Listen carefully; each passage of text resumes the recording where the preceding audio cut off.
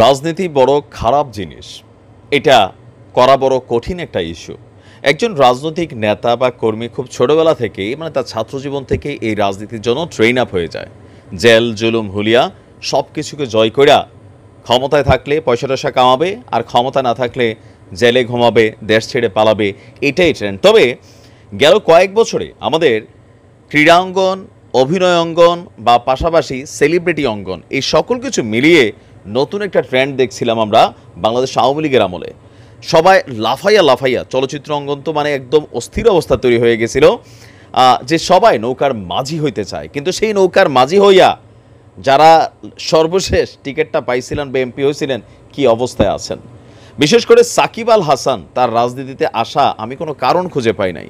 ফেরদৌস কোনো কারণ খুঁজে পায় না, এই লুটপাট বিভিন্ন ধরনের অ্যাক্টিভিটিস চালাবে, এটাই সিস্টেম। দেশের জন্য কোনো রকম ভূমিকা নেই, যে বন্যাটনা চলতেছে আছে, এদের কোনো ভূমিকা নাই।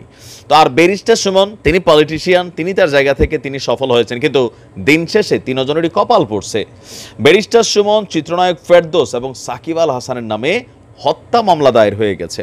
এখন সাকিব আল হাসান একজন মার্ডার মামলার আসামি হইয়া ক্রিকেট খেলতে পারবে কিনা সেইটাও একটা ইস্যু। তবে এই ঘটনাগুলা, এই মামলাগুলা অলওয়েজ পলিটিক্যাল মামলা, যেটা আবার ক্ষমতার পালা বদলে রাতারাতি নাই হয়ে যাবে।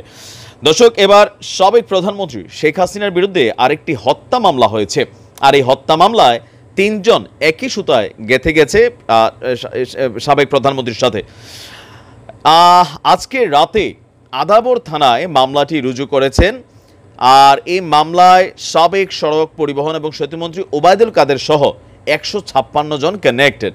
মামলার এজাহারের বাদীর অভিযোগ, গত 5ই আগস্ট রোবেল আদাবরের রিং রোডে প্রতিবাদী রোবেল, যেই মানুষটা মারা গেছে, তিনি আপনার একটা প্রতিবাদী মিছিলে অংশগ্রহণ করেছিল যেদিন সরকার পতন হয়েছিল। এই সময় অভিযুক্তদের প্রত্যক্ষ এবং পরোক্ষ নির্দেশ ও প্ররোচনায় মিছিলে গুলি করা হয়। যদিও এই সময় সাকিব আল হাসান দেশের বাহিরে ছিল।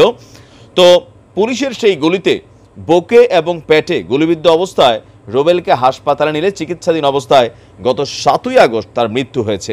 আর সেই মৃত্যুতে এই মানুষগুলোকে দায়ী মনে করছেন। এখন ব্যারিস্টার সুমনরা কেন দায়ী মনে করা হচ্ছে? কারণ ব্যারিস্টার সুমন, আমি বারবারই বলছিলাম, সেটা বাংলাদেশের মানুষের কাছে নট যে আওয়ামী লীগ পলিটিশিয়ান, এর বাহিরে তিনি নির্বাচনটা জয়লাভ করেছিলেন।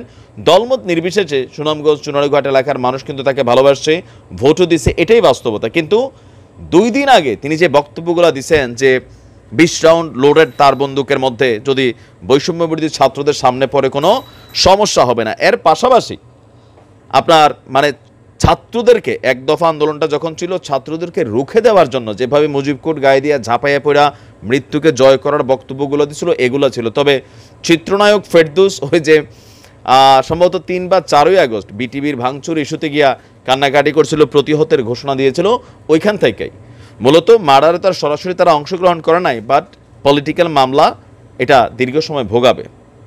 হায় রে রাজনীতি! তবে এই দেশের এই রাজনীতিগুলো ভালো না, যারে তারে মামলা মন চাইলো দিয়ে দিলাম, এগুলো হচ্ছে উদ্দেশ্য পরিকল্পিত। ভালো থাকুন, আসসালামু আলাইকুম।